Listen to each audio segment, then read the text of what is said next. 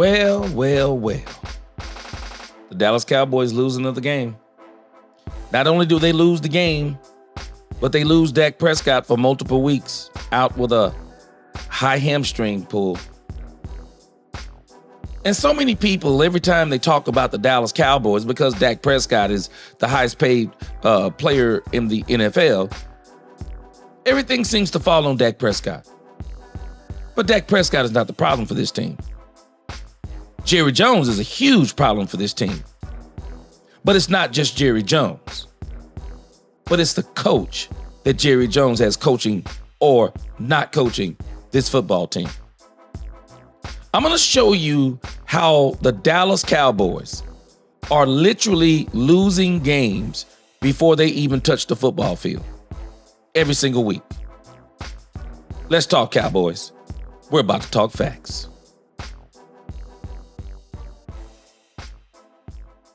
Welcome, Cowboy fans and Cowboy haters alike. I'm the G, and I'm the host of Let's Talk Cowboys, where we talk facts.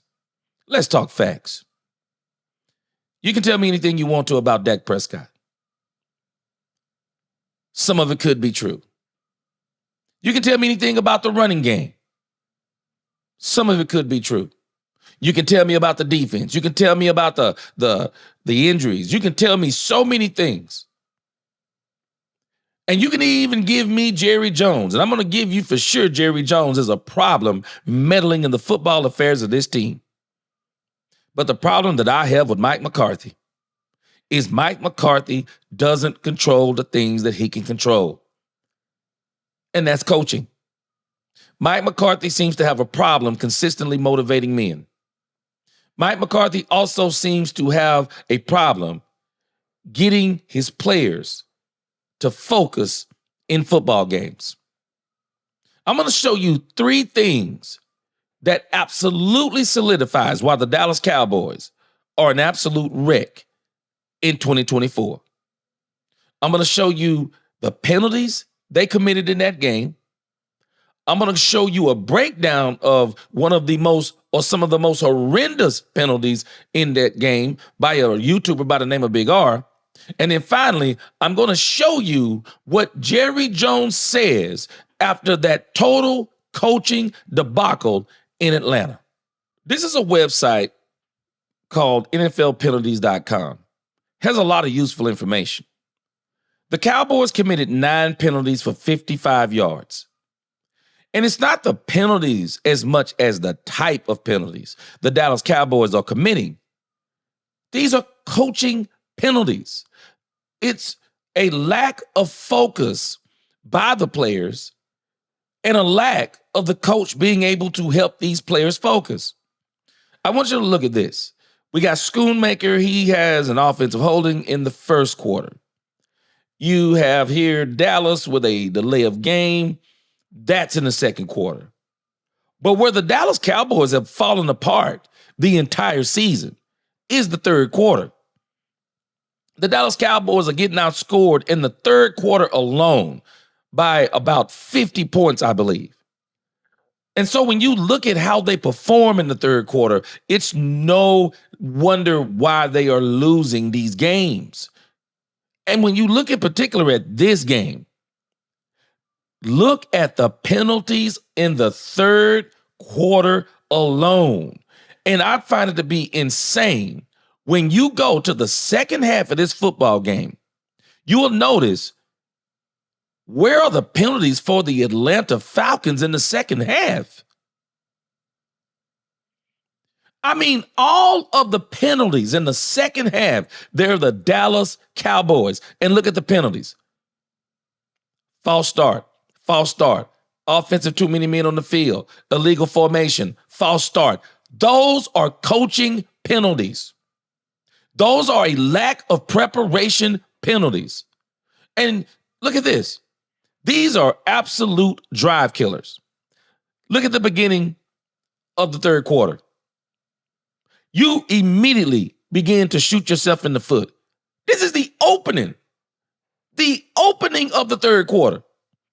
These are absolute drive killers. I want you to notice, the Cowboys get the ball on the 30. Terrence Steele. False start. So now rather than the 30, the Cowboys get it on the 25. It's 1st and 15.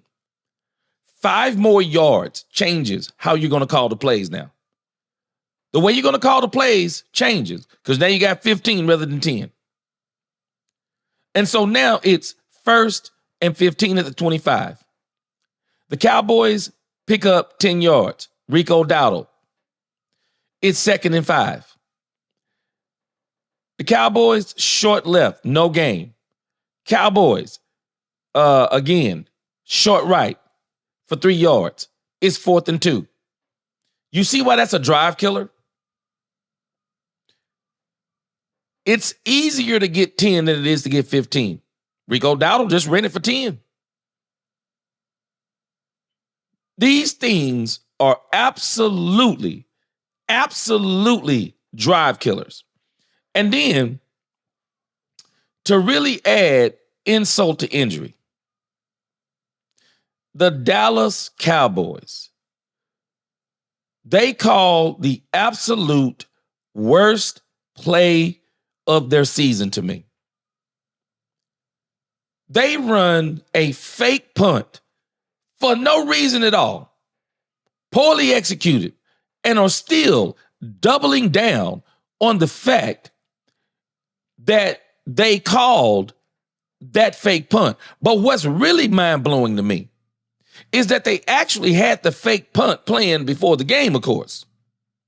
But obviously they didn't prepare good enough because the fake punt was not even open, and they threw it anyway. Luckily, it wasn't a pick six. I'll show that in another video. But what I want you to hear now is Mike McCarthy's response when he's asked about it. And this, my friends, is the problem with the Dallas Cowboys. Listen to Mike McCarthy's response. It is literally mind-blowing. This is a guy by the name of BigR. He's not a Dallas Cowboy fan. I think he's a Lakers and Seattle Seahawks fan. But nevertheless, he broke this down the way it needs to be broke down. Y'all go and subscribe to him and let him know that the G sent you. Listen. It's your boy Ralph, man, back with another video. Finally, someone asked Mike what happened to start the half, bro.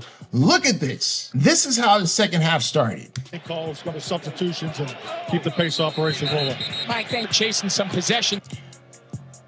Atlanta gets the ball, ends up scoring after a punt on 4th down. It was a fake punt. I'm not mad at that.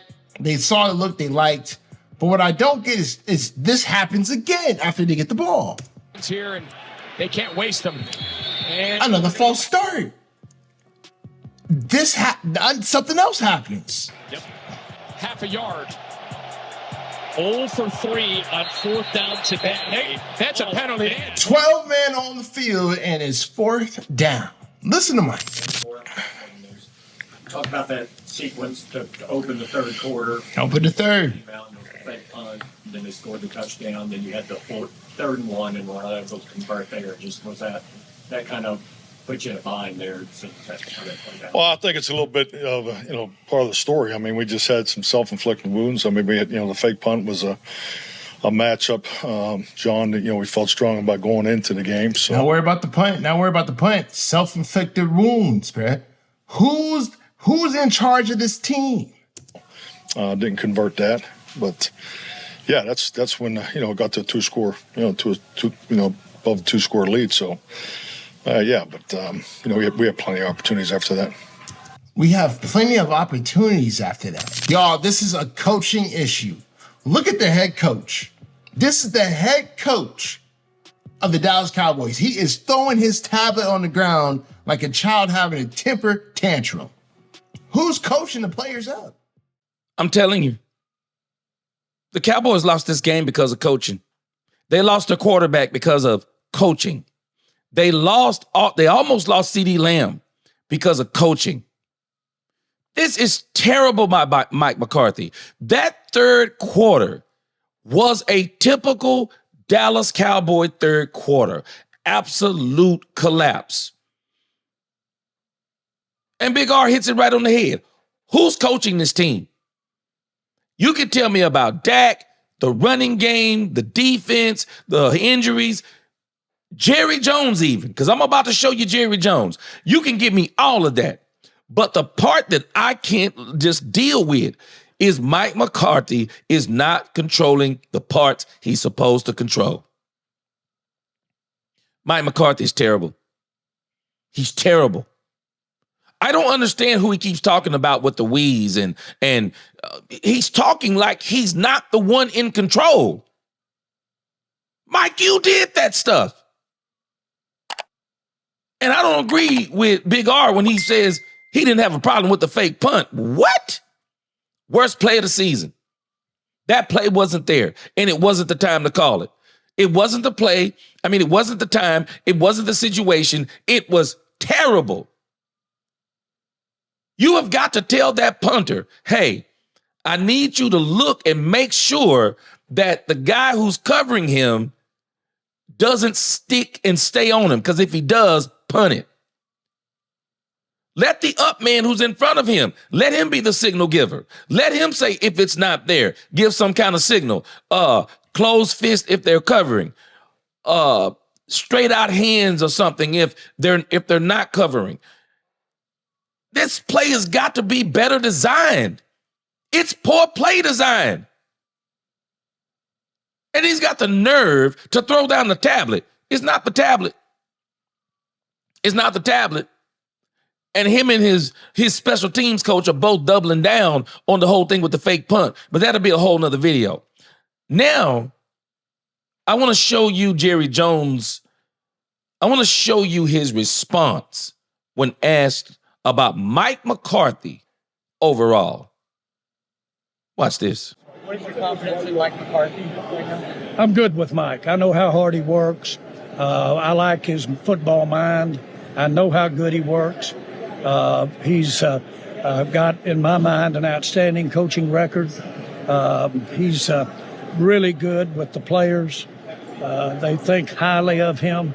But he's got a lot of fire in his belly.